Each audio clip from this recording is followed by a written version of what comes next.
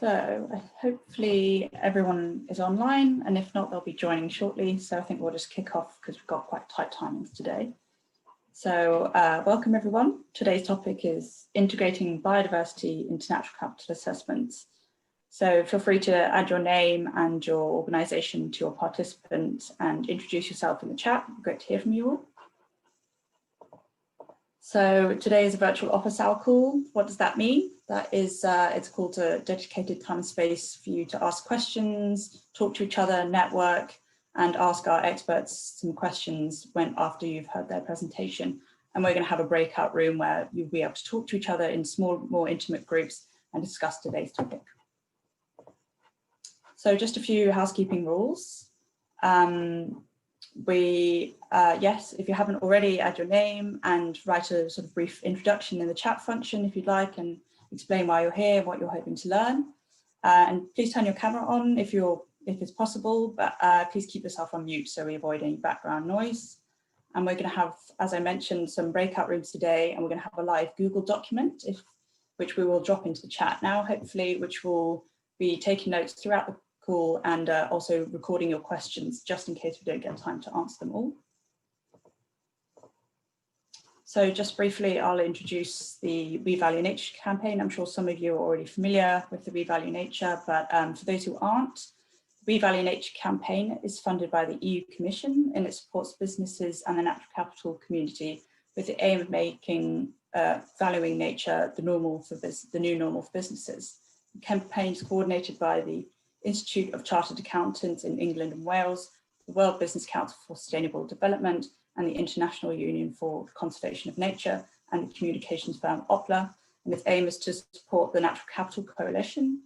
The aim is to increase the uptake of the natural capital approach, which includes natural capital assessments, natural capital accounting, nature-based solutions, and green infrastructures, by identifying barriers and opportunities and providing practical support through activities such as this virtual office hour.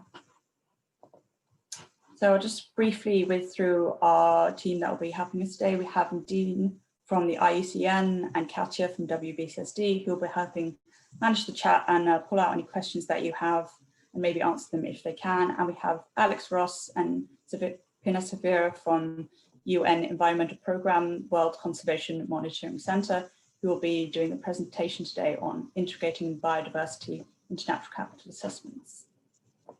So we just have a quick check-in question. We'd like to hear from you guys. If you could post in the chat what you're most curious to learn about today.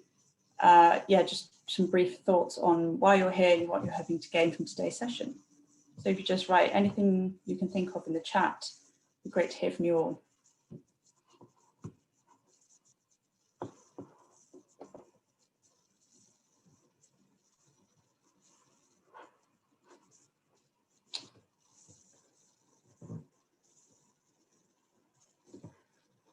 So it's great we have John Honeyman from Cranfield University, who is hoping to learn about continuing his knowledge on natural capital. Don't know if anyone has anything about biodiversity in particular they're interested to learn how that relates to natural capital. It'd be great to hear. That's great. Yes, the new biodiversity strategy for 2030 would be very exciting.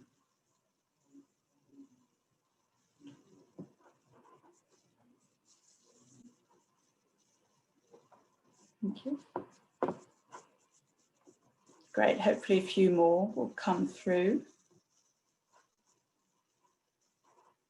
But if not, so we have Dr. Sally Gladstone, who would like to understand how we introduce biodiversity into natural capital assessments. And she's also been writing a brief for consultants to undertake studies at organizations. That would be great to hear how you learn how to implement this into your work. Is really what this is all about. So great, thank you for sharing, everyone. We'll move on to a warm-up poll, which should hopefully come up soon in Zoom, and you can respond to the options we have, which are: where are you in your natural capital assessment journey, and including biodiversity in that. So I'm just getting started on natural capital. It's hard. we have made some progress on natural capital, but struggling to capture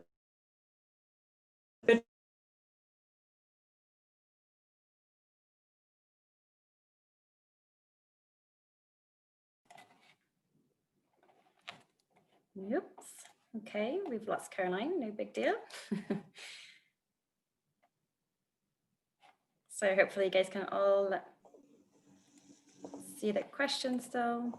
Oh, Caroline, you're back. Good. Great. I've just need to my Zoom decided to bail on me. Oh God. So if you can just put share the slides again. So few answers, 15 out of 23. I'll just let a few more seconds for you guys to answer. There we go. Sorry about that, everyone. No problem.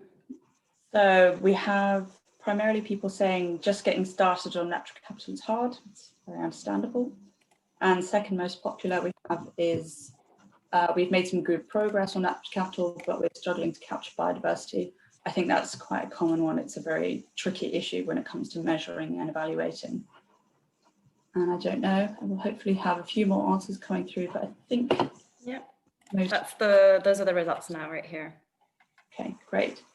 Yeah, so guys, you're on the perfect call. If you're just getting started, that's exactly what we're hoping to do, is really kind of help you understand what are first of all, how you can start on that journey of integrating biodiversity, and Pina and Alex in a bit will give some really practical insights into that. So great to kind of get an understanding of the general level in the room.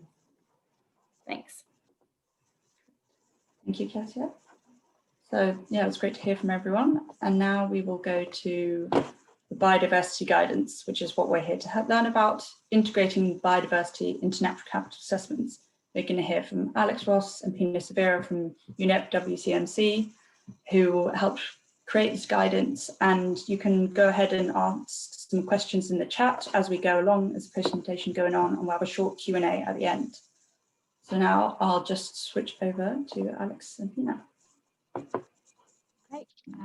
Thank you so much, Caroline. Hi, everyone. My name is Pina.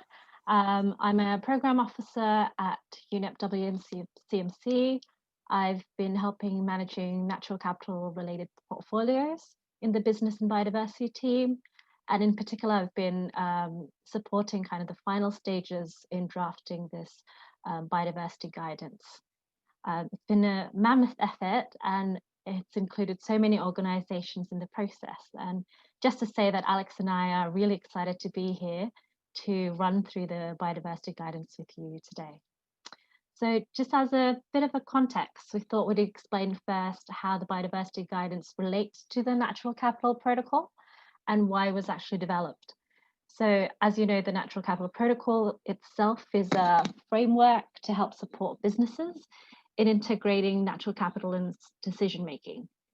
So the protocol offers a standardized step-by-step framework to identify, measure, and value impacts and dependencies on natural capital. So through the development of the protocol, which was about 4 years ago, it became obvious that biodiversity was one of the most difficult areas to include due to its complexity. It was often misunderstood and a contested area with little consistency in its application. So in recognition of these challenges, the Cambridge Conservation Initiative and the Capitals Coalition launched a project to address these gaps by developing a guidance series to help businesses complete a biodiversity inclusive natural capital assessment. So the biodiversity guidance in itself in no way replaces the protocol, but builds on it by offering those additional biodiversity considerations in undertaking the protocol steps. Next slide, please. So one of the main things that we had to focus on in putting this guidance together is to put down the case on why is biodiversity important. So biodiversity plays an important role in the provision of services we receive from nature. It includes the variety of all living things, from genes through species and populations to habitats and ecosystems, and is also an integral part of natural capital and underpins the goods and services that natural capital generates. Many of the flows and benefits from natural capital come directly from the interactions within and between biodiversity and non-living resources. The interactions that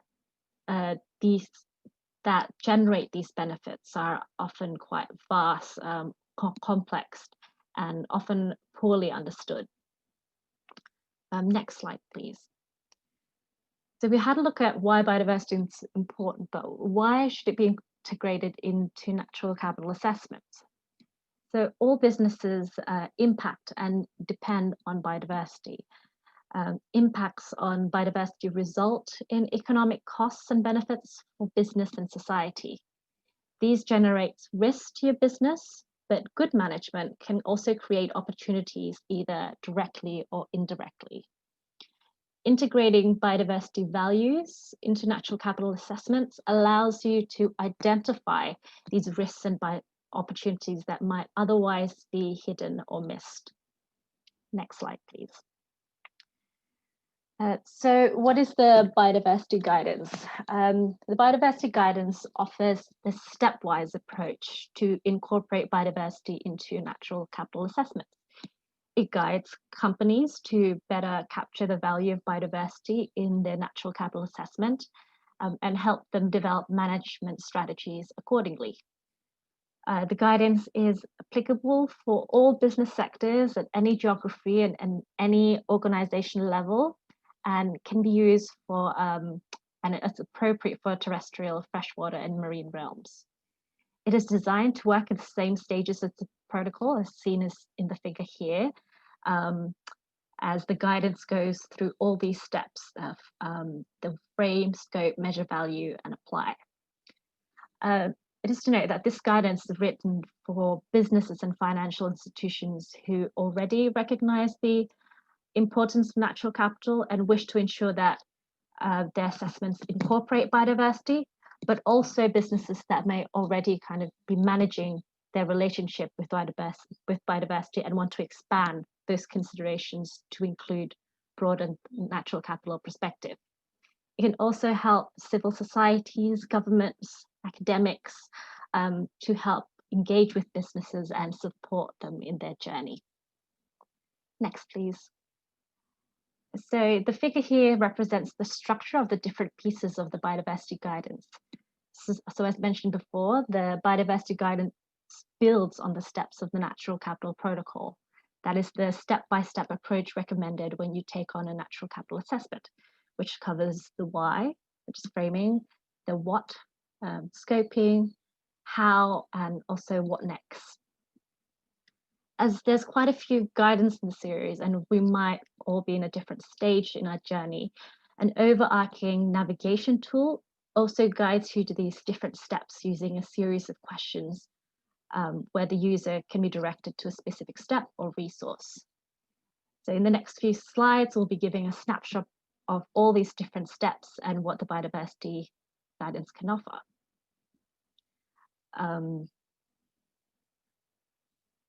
Next slide, please. So the navigation tool here, so it's shown in this structure presented before. We'll first begin with this navigation tool. So the biodiversity navigation tool is an interactive online resource to guide you through a biodiversity inclusive natural capital assessment. It directly follows the steps outlined in the protocol and suggests a number of resources and methodologies to help you complete the process.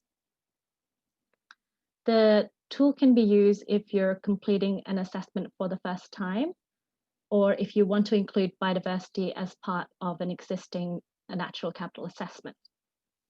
So how would it work? So to the right, we've given an example from one of the scoping guidance actions. So as you can see here, we've changed the protocol actions into a question format. And with those questions, a discrete list of responses are provided to users to choose from. So these user responses will direct you to the relevant reports, guidance, methodologies that can help you complete that step. So while all other guidance are ready for you to access from the Coalition's website now, this tool will be available in the next couple of months. Before I hand over to Alex, so the way I will be talking through the different guides today is that we'll quickly walk you through the different steps of the protocol and the biodiversity guidance and talk briefly about what extra consideration that the biodiversity guidance can offer. So handing over to Alex now, who will guide you through the biodiversity guidance steps. Thank you very much, Pina. So as Pina just noted, over the next few slides, I'm going to run very quickly through the stages of the guidance, which as Pina just noted, follows the structure of the Natural Capital Protocol. So the stages are frame, scope, measure and value, and apply. 4 stages. It's quite a comprehensive document. There's a lot of information in the biodiversity guidance. So what I'm going to focus on in just a few minutes here is highlighting some key areas where the biodiversity guidance builds on the protocol to provide further biodiversity specific information. So I'm going to cover quite a lot of things and highlight what's in the guidance, but not go into that much detail of the specific itself. But this is all about just pointing to the information that can be found in the guidance. So if we move on to the next slide, please. So starting with the frame stage, which is all about the why. So why in the first place would you conduct a natural capital assessment that incorporates biodiversity? The framing guidance helps you to understand first what biodiversity is, how it relates to natural capital, the values of biodiversity, and why some of these values are often underappreciated or might be overlooked completely from natural capital assessments. So it outlines how business impacts and dependencies on biodiversity can be translated into risks and opportunities for business. And critically, it considers which of these risks and opportunities may be obscured by values of biodiversity that are sometimes hidden in natural capital assessments. So moving quickly on to the scope stage, which is on the next slide, please. So the scope stage guides readers through how to set and incorporate biodiversity inclusive objectives into their natural capital assessment. This includes aligning natural capital assessments with existing corporate biodiversity commitments and outlining key technical considerations when defining the scope of an assessment to make sure the assessment's biodiversity inclusive. So there's 3 steps in the scoping stage in the Natural Capital Protocol, and there's some additional information in the biodiversity guidance provided for each of them. So under step 2 on this slide, there's information relating to things such as consideration of stakeholders and intended business applications when setting scopes for your biodiversity inclusive assessment. Then if we move on to the next slide, please, which has steps 3 and 4. So step 3 has further biodiversity specific guidance relating to technical considerations such as value chain boundaries, value perspectives, types of value, baselines, temporal and spatial boundaries are there, and more. And step 4, there's a lot of information about materiality. So how to ensure these hidden values of biodiversity that are first introduced and discussed in the framing guidance are reflected and taken into account in a materiality assessment as part of your natural capital assessment. Moving on to the 3rd stage of the protocol, which is the measure and value stage. This really gets into the meat of the how, so guidance on methods and approaches for implementation of biodiversity inclusive natural capital assessments. This is a good point to, I think, just stop and reiterate that the guidance doesn't provide a new methodology, but what it does do is it collates and signposts existing resources and initiatives, of which there are many in the fields of natural capital and biodiversity, and it tries to bring these together into one place to guide users through the process of a biodiversity inclusive natural capital assessment. So the measuring part of the guidance starts out by looking into biodiversity data considerations. Then if we go on to the next slide, please. Thanks. So under step 6, it provides guidance on different approaches, methodologies and metrics, signposting readers to ones likely relevant for them, and importantly, signposting them to the key resources where they can find further information about each of these approaches and metrics and things. And then the final part of the measure and value guidance refers to valuation, which is on the next slide. So this describes valuation techniques, including qualitative, quantitative, and monetary techniques, and their applicability for biodiversity, including kind of which techniques you might want to apply to different biodiversity values and different considerations in doing so, where you might want to use hybrid approaches to take into account different types of value for biodiversity. So it's got a big list of different valuation techniques which are used under each of these broad approaches. And it kind of brings together some examples of how they might be applied to biodiversity for inspiration. It again directs readers to further biodiversity valuation resources for different techniques.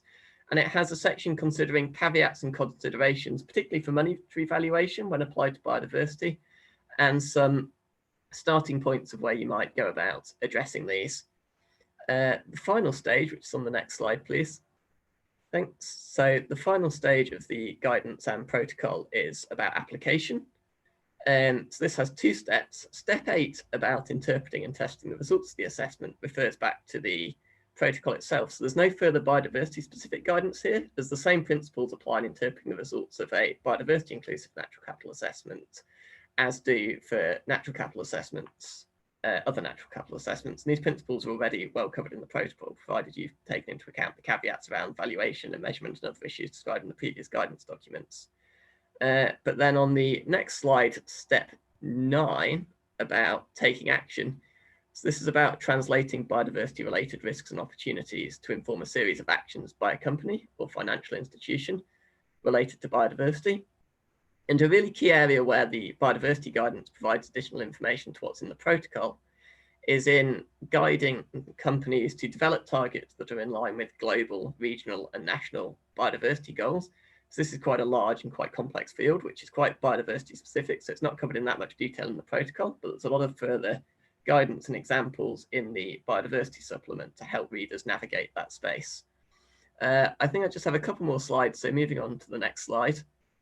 So just something to note is that through development of this guidance, we had several pilots with companies which provided really useful feedback in refining the guidance and making sure it was fit for purpose.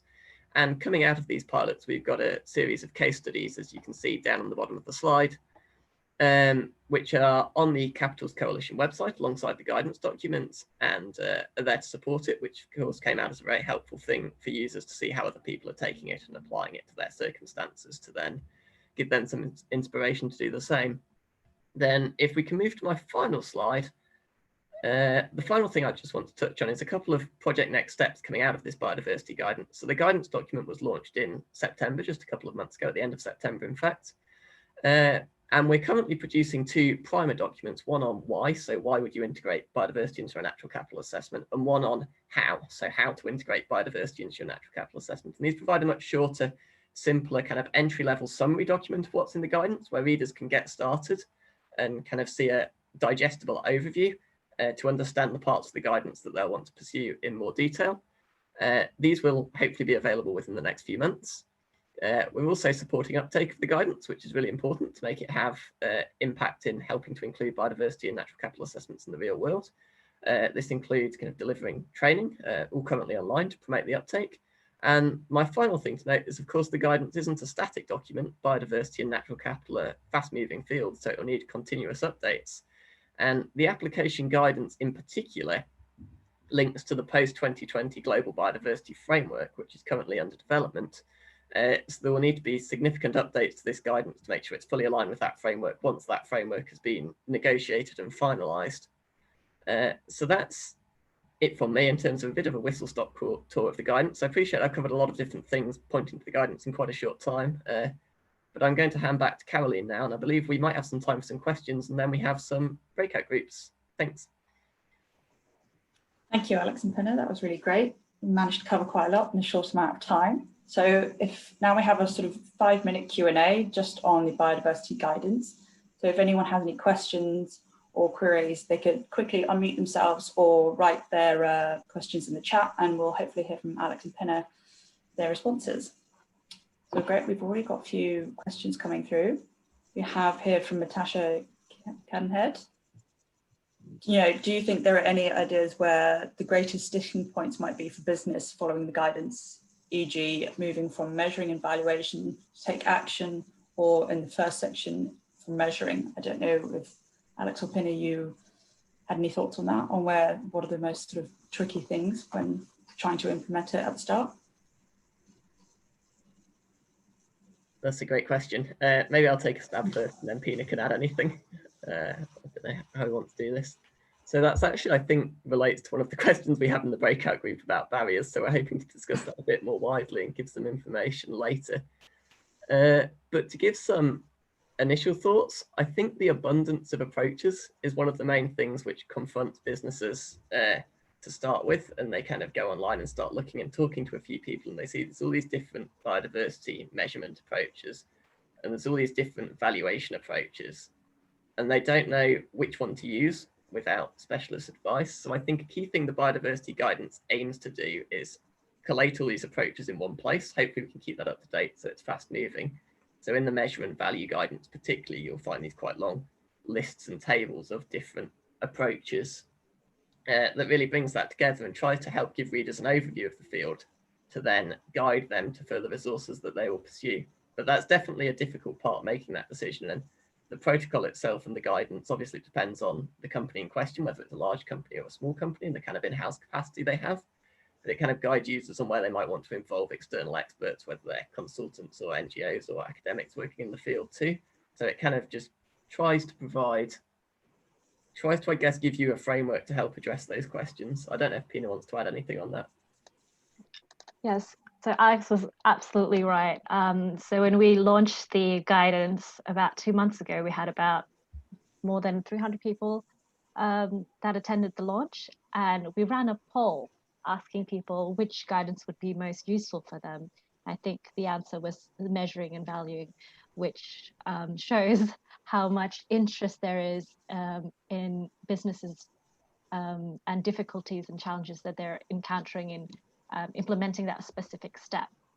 So yeah, agree with all Alex's points about the difficulties in trying to find the right measurement approaches to apply to your specific context, because biodiversity itself is very context specific, but also at the same time acknowledging that sometimes if you're quite early in your journey, it can be hard to sell the case for biodiversity because it might not be as trendy as, for example, climate change right now. So senior members of staff might need to be sold on the business case first.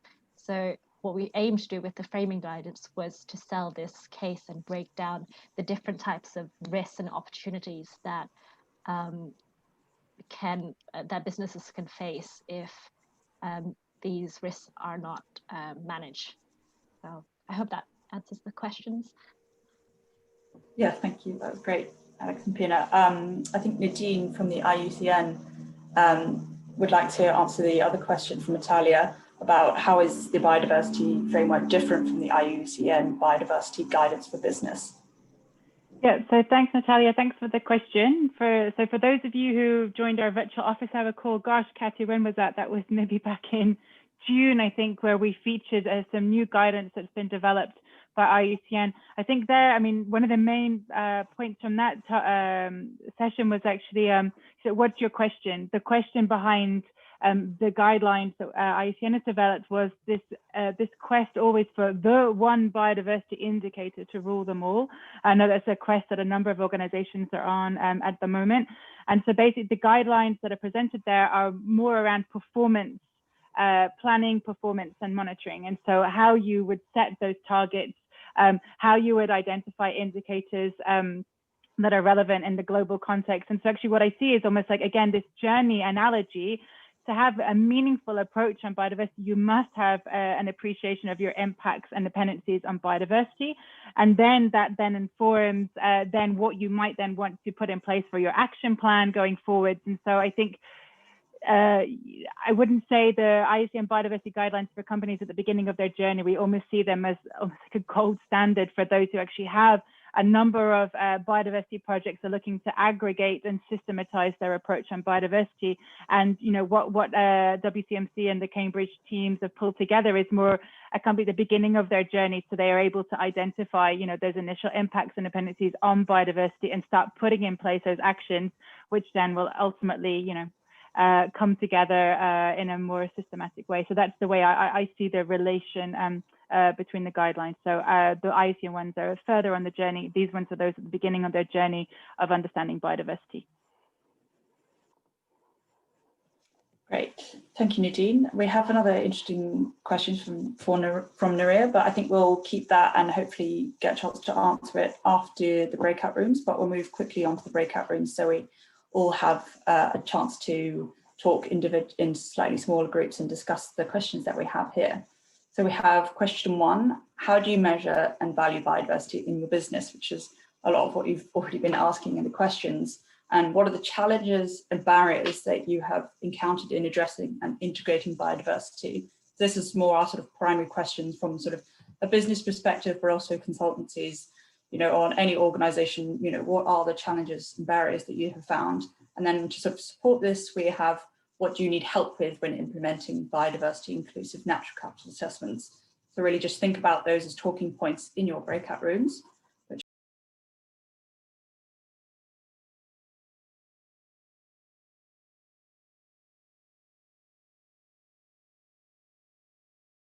Welcome back, everyone. I hope you've had productive discussions. I've been sneaking into the notes. It sounds like some really interesting points have been coming up, but I'll hand over quickly to Caroline to open the floor for some, to share some quick feedback from your respective groups. Yes, welcome back, everyone. I hope most people should be back in the room now. I don't know if anyone had any key points they'd like to share that came out from their breakout rooms.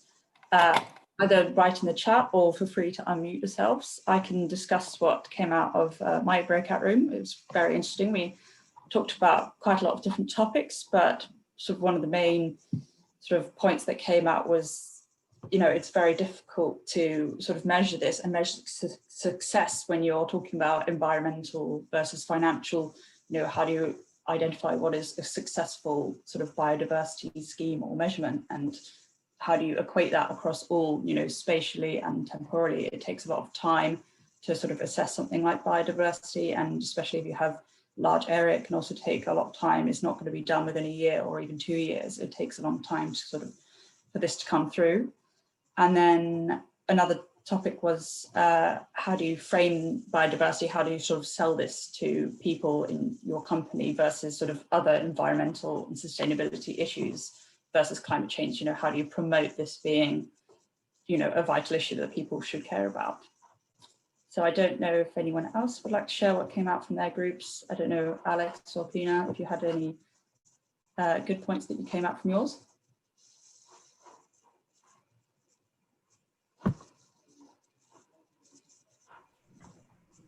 So I can repeat some points from mine, if no one else wants to speak up. So we were actually, none of us came from a direct business audience, so we're thinking about it from our experience of working with businesses. So under the first question, we kind of thought a bit about it from the perspective of some work with agriculture companies, and they're quite often focusing on trying to measure specific ecosystem services, such as pollination was the example used, gets a lot of attention. Then we thought about it a bit from the perspective of more kind of small site-based companies, so extractive companies, and their kind of demand for spatial tools and consistent methodologies as far as you can provide that to measure biodiversity, and some of the challenges in doing that accurately. And they're kind of relying on, excuse me, proxies such as areas of biodiversity importance or protected areas or threatened species data. In terms of valuation approaches, we kind of noted that value transfer is widely used because it's a kind of quicker, easier methodology for companies to take and apply to their context rather than developing a primary valuation technique from scratch. In terms of the challenges, we had some interesting points about, I suppose, the business case for including biodiversity, and companies really want to be able to get something out of this from their external reporting and use it in their kind of external communication and promotion.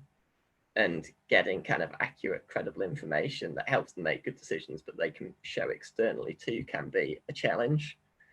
And we also talked a little bit about standards for biodiversity, and there being something of a lack of these as compared to, for example, a field like health and safety. So maybe companies aren't guided that specifically on what actions to take and what elements to consider, and that can be a barrier too. I think Natasha took some notes too, so sorry to call you out, but if there's anything you want to add there, please do. I think also Anad in the chat maybe volunteered herself.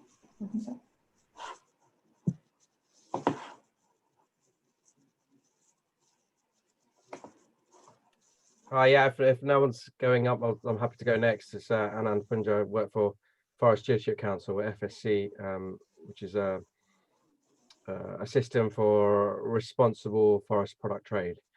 There was three of us. Nadine was facilitating the group, myself and Neria, I hope I pronounced your name right. I just missed the introductions at the start, who works for the European Commission and DG Research and Innovation. So no businesses directly kind of working there, but kind of what we called ourselves as kind of enabling organizations that can enable the natural capital agenda in different ways. So Neria, working for Commission, can work with the in the Commission to create kind of a policy framework that enables natural capital for the business community. And me working for FSC, we're kind of an enabler and implementer. We are good at kind of bringing principles down to implementation standards and stuff like that. So kind of, I say, next level down in the kind of the policy hierarchy in some ways, if you like.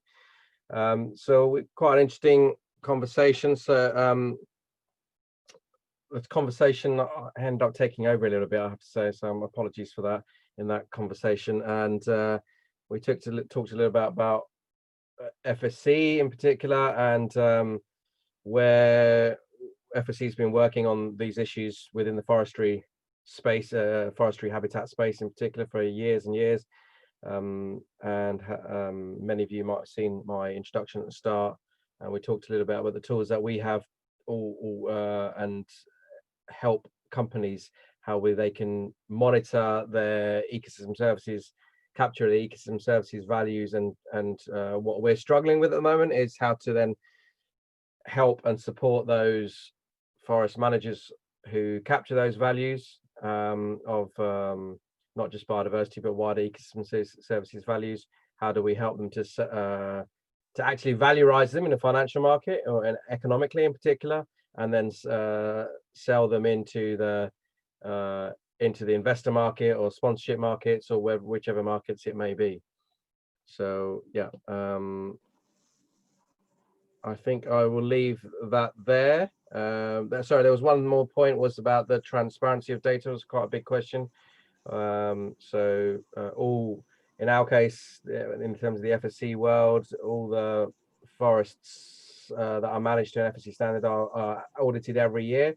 So that data, in terms of the ecosystem services data, is made transparent and then is audited by an auditor. So there is a degree of integrity, credibility about that, which different people will have different confidence levels in how credible that data is more generally. So yeah, I'll leave it there for now. We didn't really get onto the last question. Sorry about that.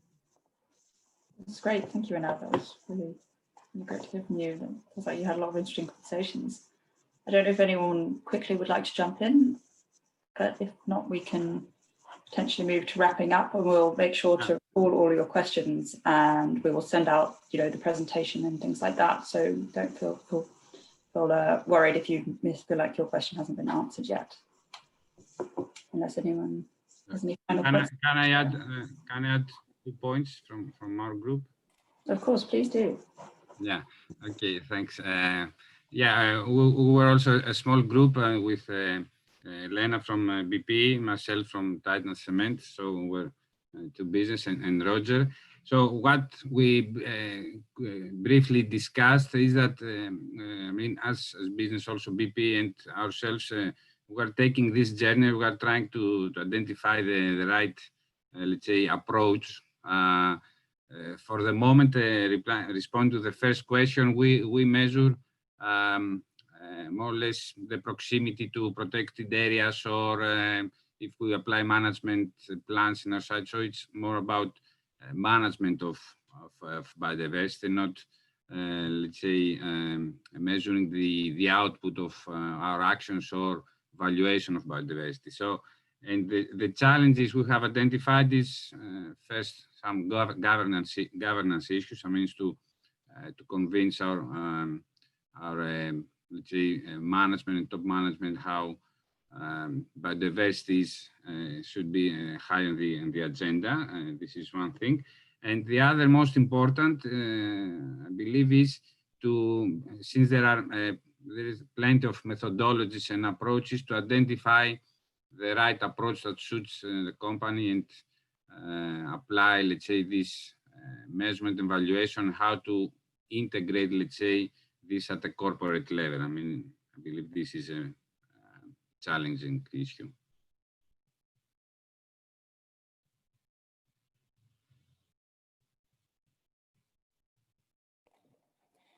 Great, thank you so much for sharing that. Really helpful. It was actually really interesting to also hear the very business perspective and the challenges that you guys are going through.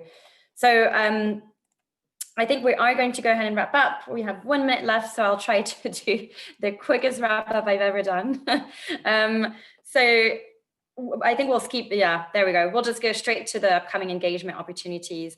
So I do want to just flag, we won't be doing a virtual office hour call in December, just because, you know, end of the month, I think we will all be hopefully busy enjoying some kind of little Christmas celebration with our families. So the next one will be in January 2021 on the 21st. So we'll be sharing more information about that pretty soon, hopefully, with the upcoming topic.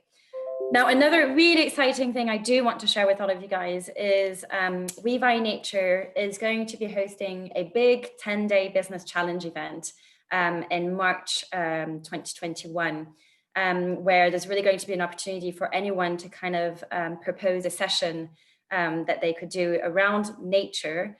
And there's a possibility of running that session in your language. So what we're hoping is to have an event with sessions across the 10 days in a variety of languages, addressing the topic of nature. The way we're coming in here is we've realized 2020 was really meant to be that super year for nature. And I think in many ways it still did remain that. There were a lot of really amazing commitments coming up, a lot of important reports and frameworks. And so now what we really want to try and encourage through that event is to really turn those commitments into actions. So it's going to be an event really action oriented with a variety of sessions. So we'll be sharing more information about that very soon. But in the run-up of that big event, we're going to be hosting a series of train-the-trainer sessions using the training material that we have developed within We Value Nature on natural capital. So we'll make sure to share all of the registration links to these events, but essentially that will be a great opportunity for you to, first of all, familiarize yourself with the training material we've got, how you can use it and adapt it to your own context. And essentially, once you've taken part into that train-to-train session, you will have the opportunity, if you wish, to actually then conduct your own training in your own language during that big event in March. So really exciting time. And so we really do hope we can have many of you guys join on to that. And so just the last thing is, well, there's many other things we'll be working on. Also, as of next year, we'll be launching help desk calls where we'll be connecting businesses with an expert to really discuss during 1 hour for free any key challenges and questions you may have, as well as continue doing some online trainings and webinars, etc. So many more things.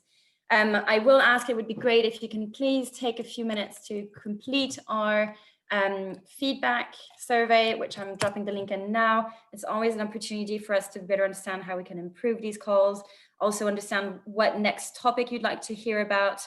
And there's a few other helpful questions we'd love to hear from you. It's not a long survey, so I'd really appreciate it can take a few minutes. And that will just leave me to just thank once again Pina and Alex for this great presentation. We've collected all of your questions and we'll make sure that the answers of all of them are included into this Word document we've been typing into. So you will receive that as well as the recording and the slides after this call. And I'll also make sure to include Alex and Pina's contact details, hoping that's okay with you guys, as a follow-up in case you do want to reach out personally to them with any further questions. So I hope this call was helpful, and thank you so much for joining. And I wish you all just a really nice and great day. And thanks